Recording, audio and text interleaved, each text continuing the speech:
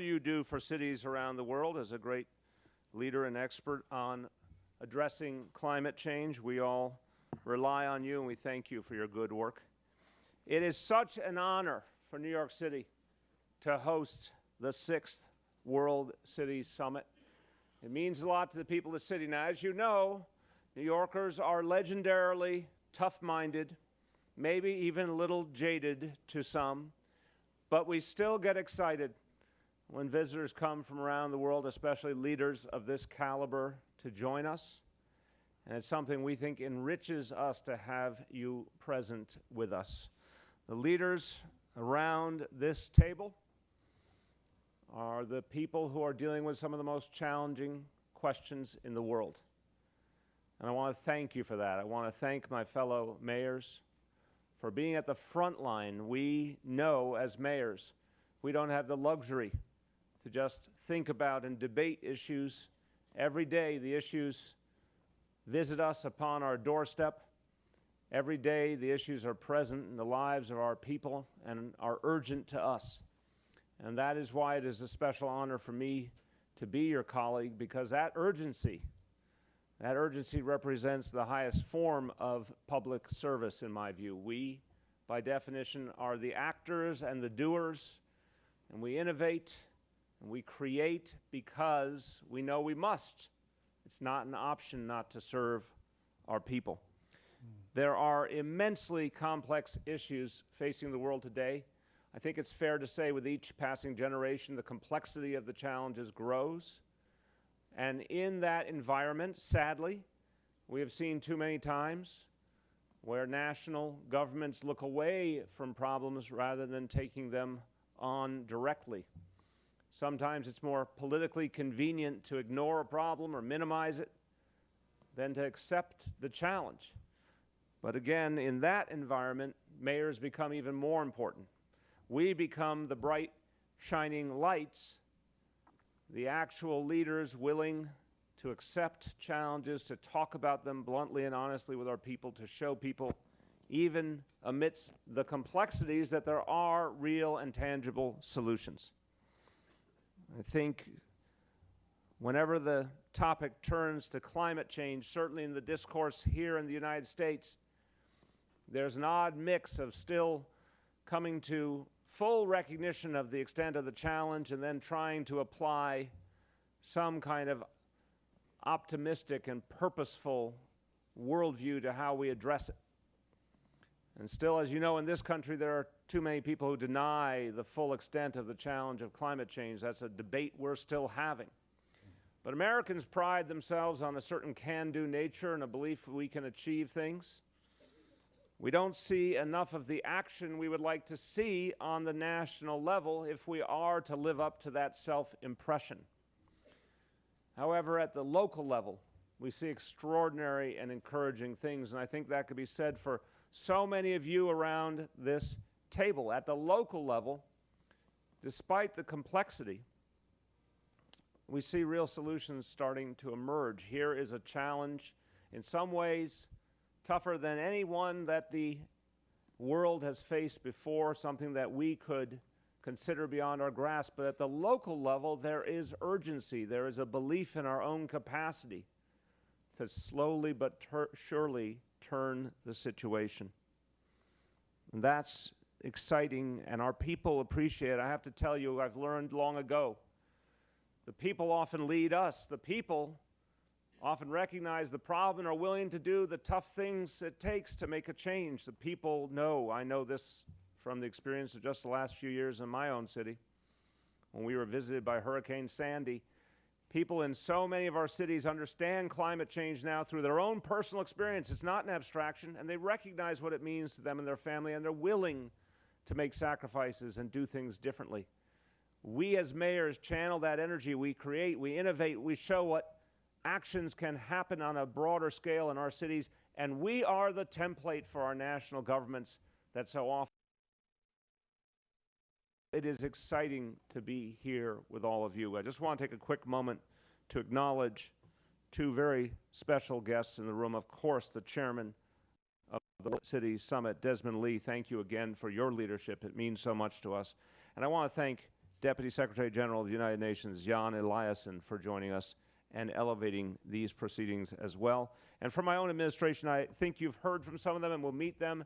They are extraordinary public servants, so devoted every day to innovating in the best New York City tradition. I want to thank our Deputy Mayor for Housing and Economic Development, Alicia Glenn, our Parks and Recreation Commissioner, Mitchell Silver, our International Affairs Commissioner, Penny Abiwardena, our Executive Director of the Mayor's Fund to Advance New York City, Darren Block, and my Senior Advisor for Recovery, Resiliency, and Infrastructure, Bill Goldstein.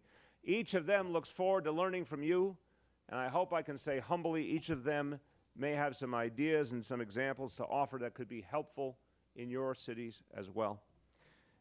This summit excites us all because we know we'll come away from it with ideas and inspiration. We know we'll be better after these days because we're not just going to hear things that are theoretical, we're going to hear things that are working right now and can be brought immediately to our cities. And let's face it, being a mayor or being a government official of any kind, sometimes it can be a little lonely, sometimes it can be a little challenging and frustrating. But when we meet together and we hear what each has created, we get energy, we get inspiration. And I know people will come out of these sessions ready to dive into the toughest problems with renewed commitment. Here in this city, we made some very important decisions in the last few months. We decided that we needed to chart a new course. And we were blessed to build upon a good framework. My predecessor, Michael Bloomberg, had created a very powerful planning process for this city, then called Plan NYC, that focused on resiliency, focused on economic growth, focused on sustainability. And it was a good and powerful document.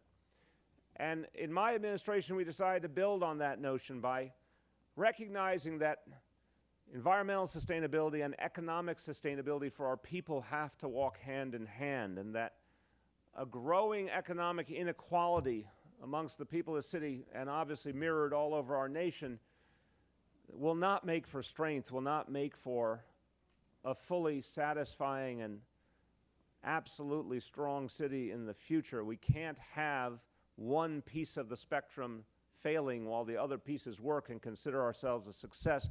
I gave the example at the time in April when we NYC to epitomize the notion of all members of this community moving forward together.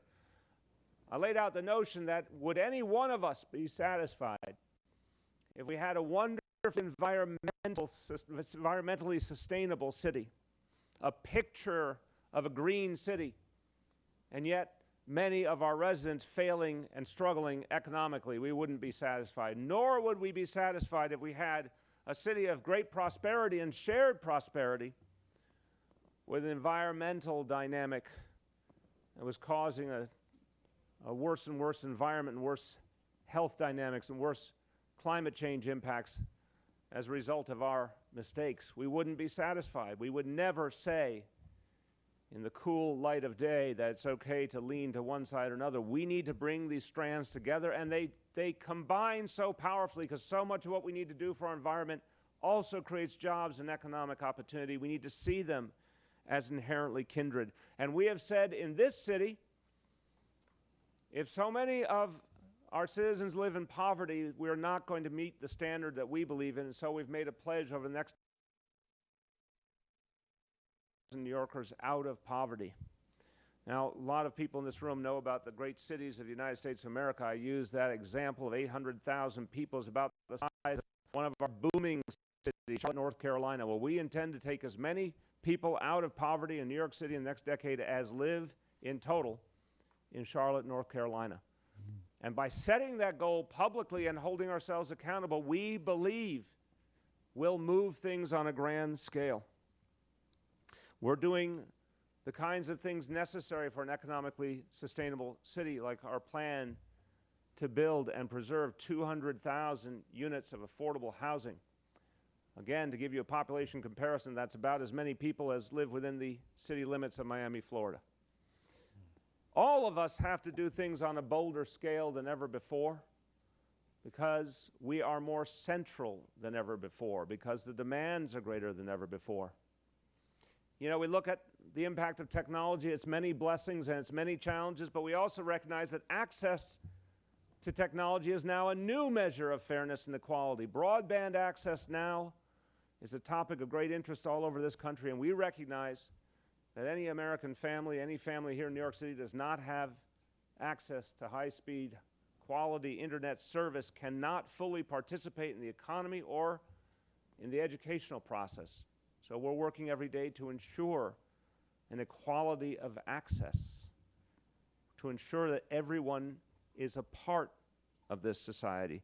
And we believe that when it comes to education, we believe that all our children need a strong and early start on their educational futures, because today education determines economic destiny more than at any point in previous human history. And so in this city, starting in September, every child at pre-kindergarten age, at 4 years old, will be guaranteed a full-day pre-kindergarten education for free, so we can help this whole society to be stronger.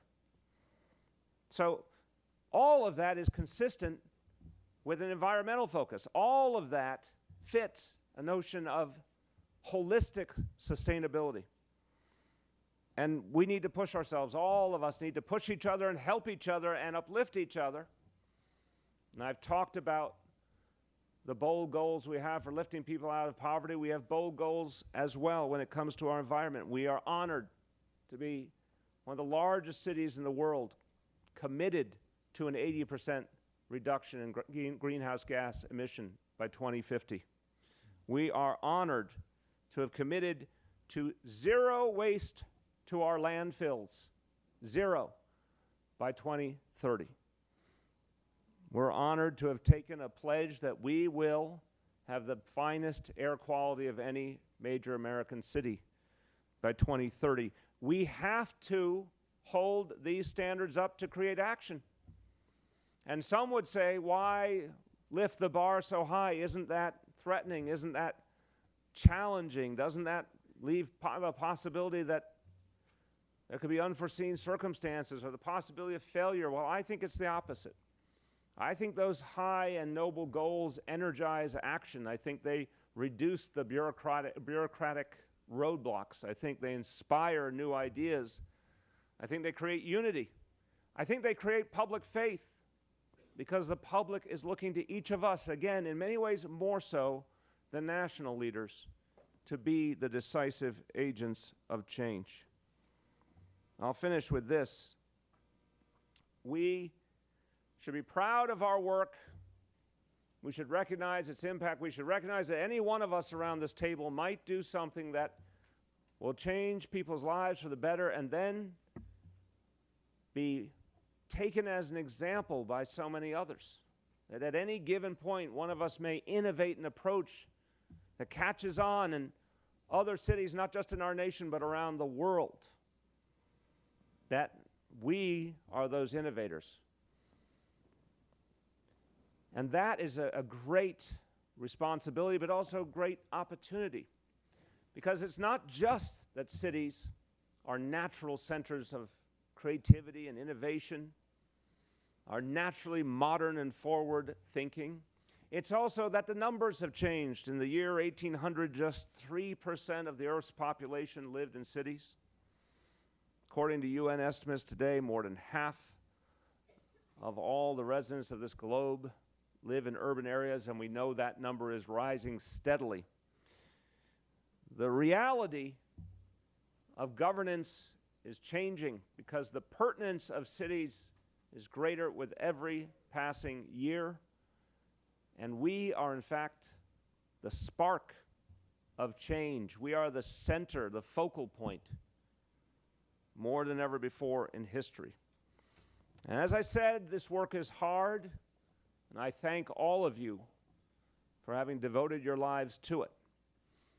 But whenever you might feel for a moment frustrated or bogged down, whenever you might feel that you have the right idea but it's not breaking through, my simple message today is to persevere, because there is a wonderful quote that summarizes powerfully how each of us and the teams we've assembled around us can make a transcendent difference, not only in our city, but far beyond our boundaries. A great quote from the anthropologist Margaret Mead.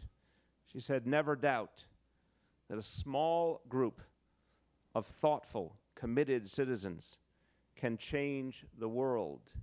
Indeed, it is the only thing that ever has." Thank you, my friends. I look forward to a great experience with you these days in our city. Thank you.